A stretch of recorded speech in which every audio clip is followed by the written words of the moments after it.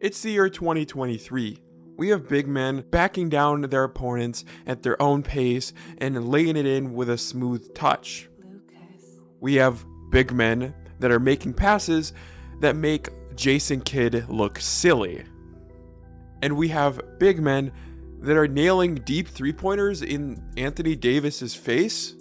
Oddly specific, but yet true. And the player that I'm talking about, if you haven't already been able to tell, is Nikola Jokic. When I say big men, there are only a handful select amount of people in the entire league that can do those three things. But there's only one player in the league that can do it at a highly efficient rate that makes his entire team better. And that is the big man, the Joker. The domination of Nikola Jokic. This team is poised for its first championship in their history. A little over a year ago, I posted a video saying that Nikola Jokic is the best player in the NBA.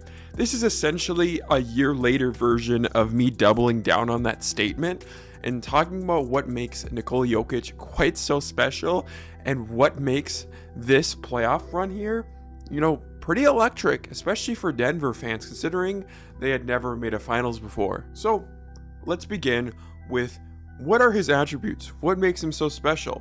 Well, to start off, I mentioned at the beginning how he is so very good at just playing at his own pace. The amount of times that I've seen him dribble from the three-point line, just stop, almost like a LeBron James, just stop. He's just dribbling, not moving, just standing there kind of assessing the floor, similar to LeBron James. The amount of times I've seen him do that and then proceed to dribble to about the free throw line, still there. There's a way that he does it that it seems like he's not fazed by anything. It seems like his court vision is so superior to everyone else's that, as I've said for the third time in this video, that it's very LeBron James reminiscent. He's very good at being a floor general as a 7-foot big man. It's pretty crazy, but the ability for him to go from a mid-range free throw assessing the floor situation to a back down, and you're not backing him down like he's Shaq, but he's backing him down with skill. He's backing him down at his own pace. He's gonna get him into the position, right? There's nothing you can do when Nikola Jokic gets to his little push shot almost, but it's very close to the rim. There's almost nothing you can do about that. But on top of that, when he's sitting at the free throw line, if you're not guarding him close enough, he's able to, take that ball, and he's not afraid to shoot the rock either. So he's going to pull up from that mid-range, that free throw line. That's an everyday shot for him. At the same time, he's also extended his range over the past couple of seasons. He's always been a decent three-point shooter, but it seems like he's even more confident in the way that he shoots over the past couple of years, and that is really what makes him so dangerous. He's a legitimate three-level scorer with the passing ability of Jason Kidd or Steve Nash or John Stockton or whatever your favorite point guard is. He has that passing ability, and it's pretty insane to me. I don't think that we'll ever again see anybody quite like Nikola Jokic, or maybe it's going to become a new attribute or a new player type. I almost think of Alperen Sengun in a way, not pushing too much on Alperen, but he's or a Domantas Sabonis, the way that they play, it's very smooth, it's very, logical. They think everything through a lot of the time, but nothing quite compares to Jokic, and I don't think anything ever in NBA history will ever compare quite to what Jokic does, because he does it and he makes it look so easy. It makes me feel like I'm playing at just the courts outside my house. It looks like he's just having fun with it and not thinking too much, which is weird because in reality he's thinking probably the most out of everybody else on the floor, which is so wild to me, but it seems that way. And the way he plays, obviously there was critiques to it. People thought that there wasn't going to contribute to playoff winning. And, now with the 2022-23 playoffs, coming to an end, quite obvious that Nikola Jokic is able to direct the team to, more than likely win a finals. Game 1 was the other day, and it's quite obvious that I don't think the Heat stand a chance, and Game 2 is today, and I think that personally, I think the Nuggets are going to win here in 4, maybe a gentleman's sweep in 5, but the Nuggets seem like the far and away better team, and that is, partially credit right to a lot of the good pieces they have. Jamal Murray's a fantastic player, future All-Star here, probably next season, honestly.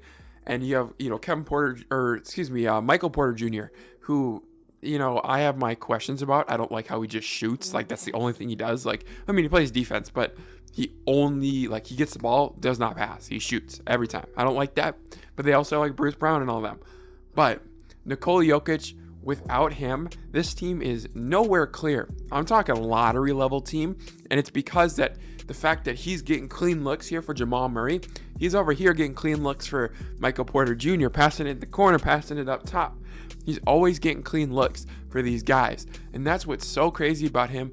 And I say it's so crazy because I don't have any other way to describe it but say that this man is out of this planet, out of this world good at this whole basketball thing. Something I wish I could do quite like that, and I'm sure a lot of you do too. But the way that he is able to create these shots, the way that he's able to step up and drain the shots himself, and the way that he's allowed himself, right?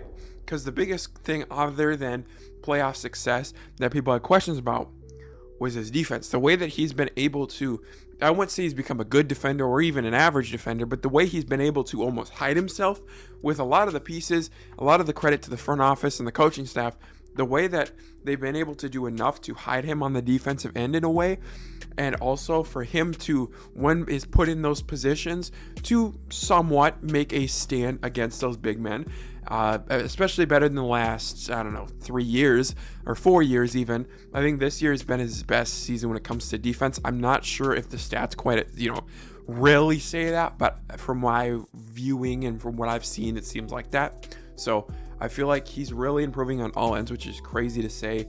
And when we look at his playoff stats, I think that it really pokes out, because you look at his regular season stats and it's great. It's fantastic. I mean, he's firmly cemented himself in every MVP race every single season, including obviously the last 2 seasons, which he won, except for this year where Joel Embiid took it, where Nikola Jokic had a mighty fine case to winning it this year.